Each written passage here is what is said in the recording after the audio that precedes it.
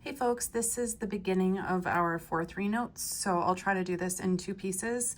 The first piece, we're going to match descriptions of symmetry with some pictures of graphs. Some are functions, some are not. So the first thing I want you to think about is symmetry versus reflection. So symmetry implies that if you were to reflect part of your graph or function, that it would essentially line up with another part of it. So if there is some sort of symmetry, it means that you could draw a line of reflection. Reflection as a transformation just implies that you could take a function that does not have a line of symmetry or a point of symmetry and perform a reflection and achieve a new function with that.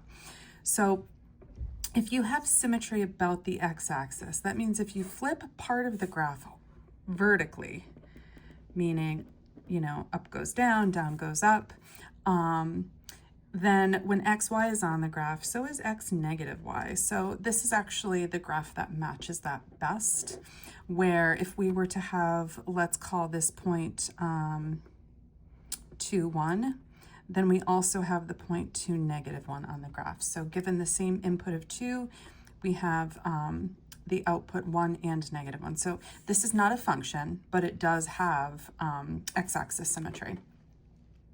Here, if we have symmetry about the y-axis, you want to think about a fold line that is horizontal.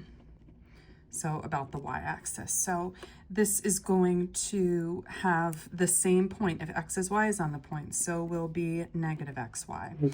So, oops, sorry about that. So the graph that looks most like that, or the graph that looks like that in general, is this guy down here, so this parabola. So this one is going to match B, because again, let's call this point 2, 4. Negative 2, 4 is also on that graph. So both points will exist at the same time. And that has to be true for every point on the graph, that it has a partner point.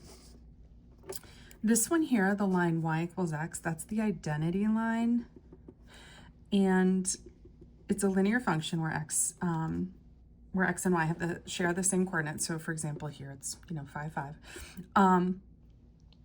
And this function here is a rational function, and this has identity line symmetry. So we're just going to add that identity line symmetry. Okay, so when xy is on the graph, their two negatives are also on the graph, negative x, negative y.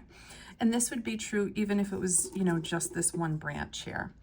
Okay, because this one also has another line of symmetry, but that's incidental here. And then D, the last one here, we have 180-degree rotation.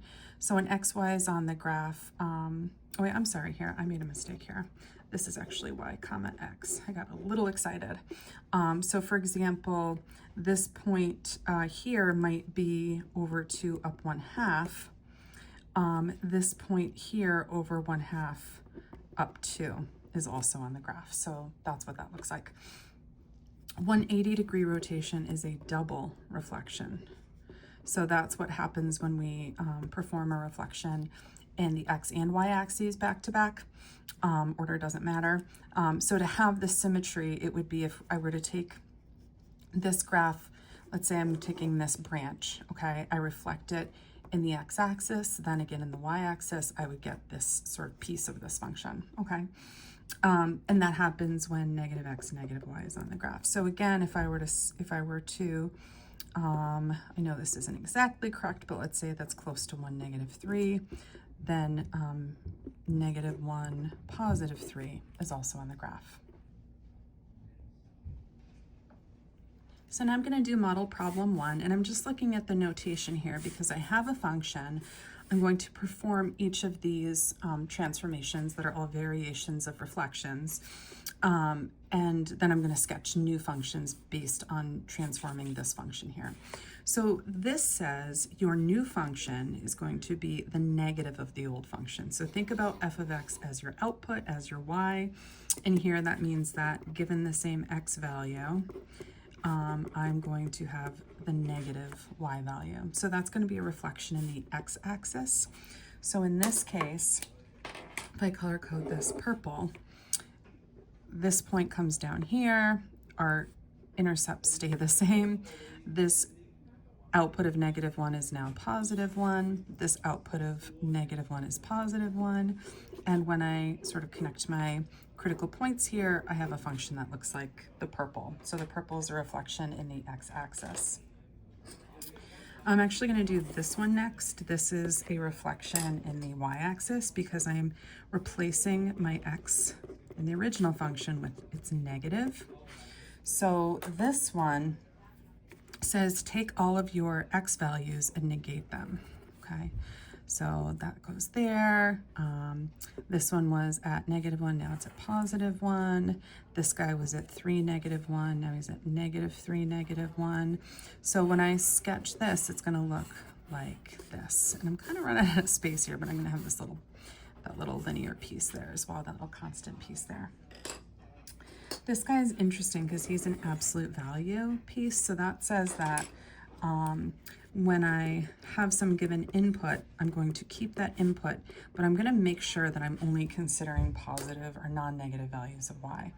And that's because when I take the absolute value of that number, I'm always going to get a non-negative.